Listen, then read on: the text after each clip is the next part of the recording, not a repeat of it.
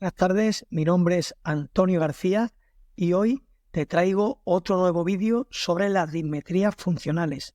En el anterior vídeo te hablé de un tipo de dismetría funcional, hoy te voy a hablar de otro que además ya os comenté que estaba asociado a la neumonía, estaba asociado al tema de un paciente que había pasado un proceso de COVID. Y al final del vídeo quiero darte un tip o una opinión, una apreciación personal de por qué yo considero que todas las dismetrías deben de compensarse. Y eso te lo voy a justificar con el caso de un paciente que hemos tenido esta misma semana.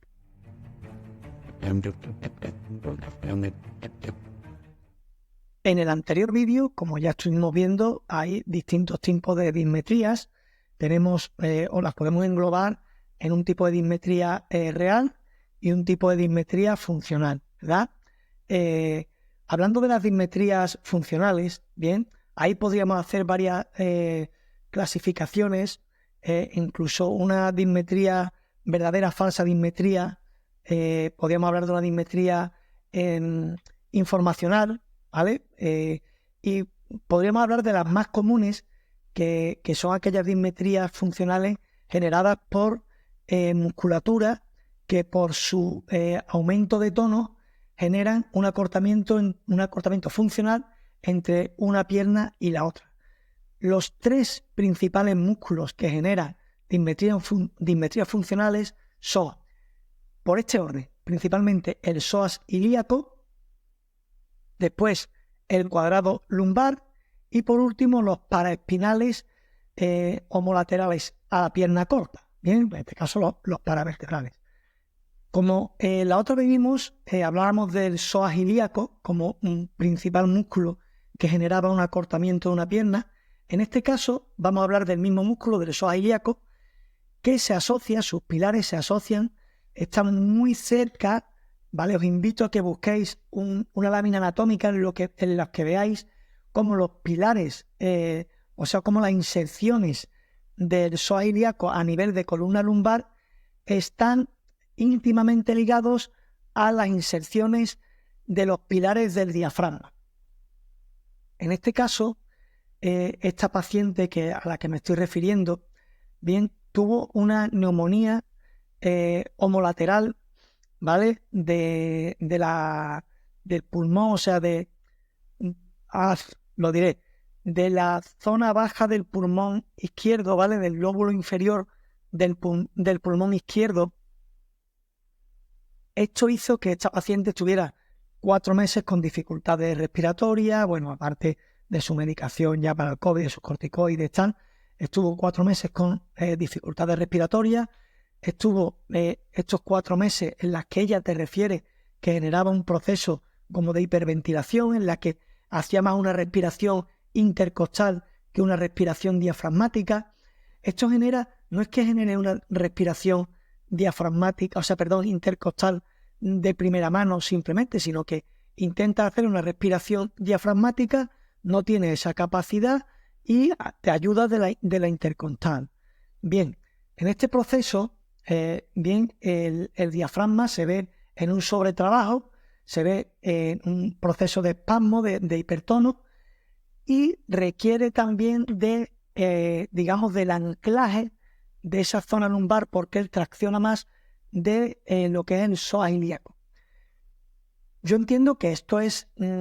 implementar mucho, o sea, suponer mucho, pero es que será así, o sea, el cuadro será así. ¿Qué pasa? Que en ese momento de anclaje del pilar del diafragma, que tiene una ayuda del psoas ilíaco, el psoas ilíaco provoca un acortamiento de esa pierna homolateral. El paciente refiere que venía teniendo, ella tenía sus plantillas por un tema de metatarsalgia, tal, bueno, por otro tipo de cosas, pero que de un tiempo a esta parte la zona lumbar se le resentía mucho, cosa que había mejorado cuando le pusimos por primera vez las plantillas, ¿vale? Y que de un tiempo a esta parte, pues después del COVID había tenido procesos de lumbalgia aguda, no que le eran incapacitantes, pero sí que le impedían una vida normal, que había estado en su fisio y que le había descargado la zona y tal, y que le decía que ese psoas estaba muy hiperactivo, que le descargaba el psoas, pero que volvía y tal,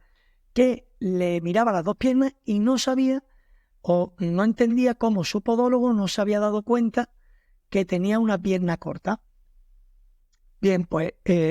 la paciente viene a consulta, me dice que bueno, que yo en un principio no le había dicho nada de su pierna corta y yo le digo que en un principio es que yo no vi esa pierna corta. Cuando examinamos completamente al paciente, le hacemos su anamnesis, vemos el diafragma, analizamos ese psoas ilíaco, verdaderamente el psoas ilíaco estaba corto. En este caso, como siempre digo, tiramos de la mano de Juan Manuel de los Santos, de nuestro fisio osteópata de cabecera. Juanma, mira esto que a mí me está pareciendo, efectivamente, Juanma ve que la hemicúpula izquierda del diafragma se mueve menos, que debería de ser, si entendemos un poco el tema, la hemicúpula que se mueve menos es la derecha, porque tenemos allí el hígado y porque esa masa que es el hígado hace que esa hemicúpula descienda un poco, que además sea un poco menos compresible, y en este caso el paciente tenía al contrario la hemicúpula izquierda. Juanma me dice, mira, vamos a trabajar esta hemicúpula, vamos a trabajar el diafragma, vamos a trabajar el psoas y después evaluamos la dismetría de nuevo. Pues resulta que una vez que trabajamos, que Juanma trabaja esa hemicúpula, trabaja el psoas ilíaco, volvemos a medir los miembros inferiores y ya no había dismetría. Bien, ya no existía dismetría, la dismetría era totalmente funcional, aunque a la paciente le daba sintomatología como si fuera una dismetría real. De hecho, incluso cuando el fisio le generaba o le liberaba el psoas, a los pocos días volvía a tener esa lumbalgia, ¿vale?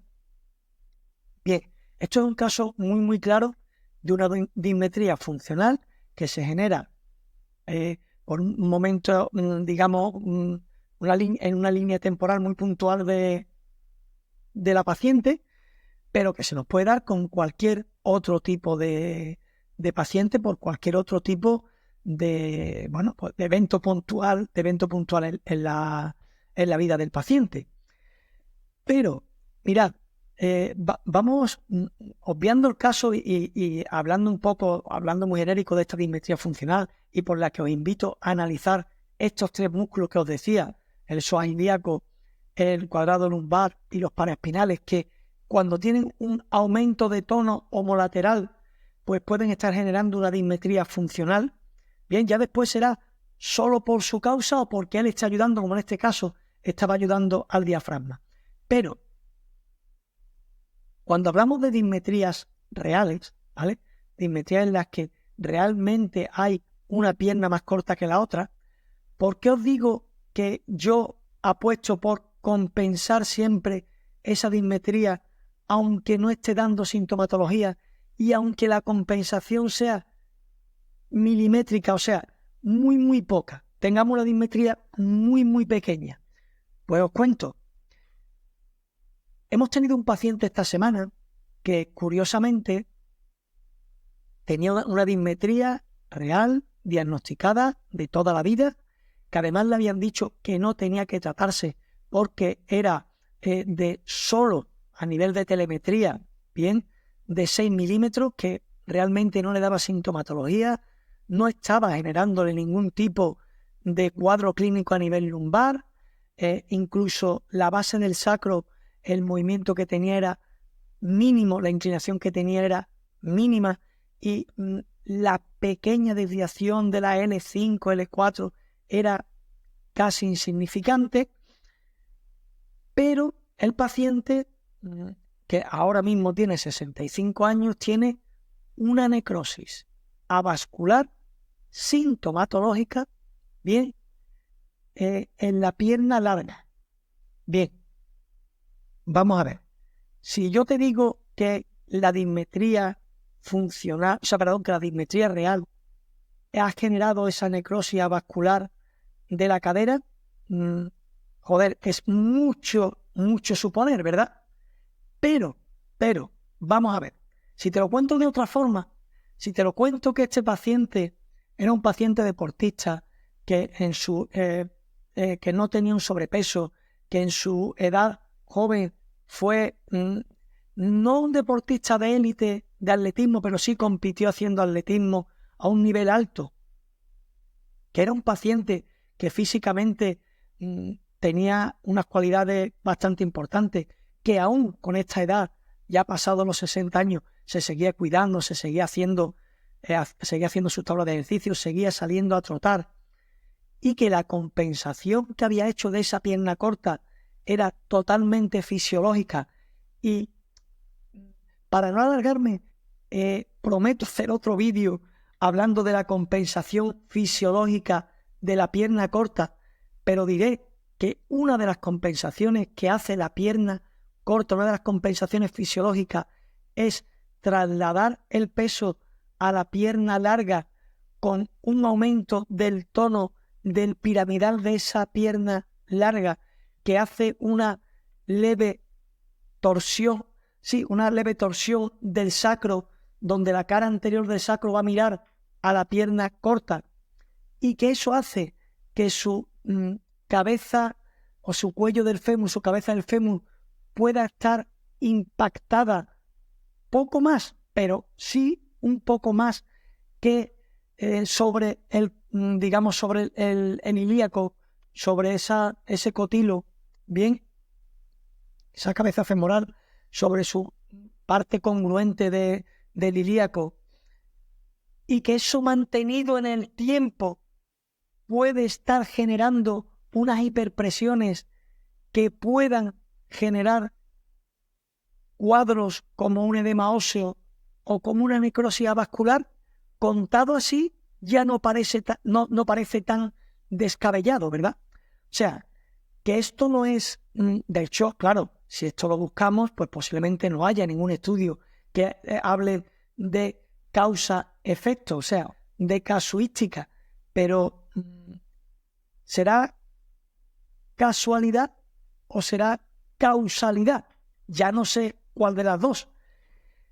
pero a mí, cuanto menos, me llama la atención que muchas de las dismetrías reales que vemos en consulta quizás no estén dando la sintomatología que esperamos de ellas a nivel de lumbalgia, pero sí están dando otros síntomas, otras sintomatologías a distancia, como esos problemas en cadera, esos aumentos de tonos y molestias en rodilla, en una rodilla y no en la otra, esos bloqueos en un tobillo y no en el otro, que os vuelvo a decir lo mismo, quizás no podamos hablar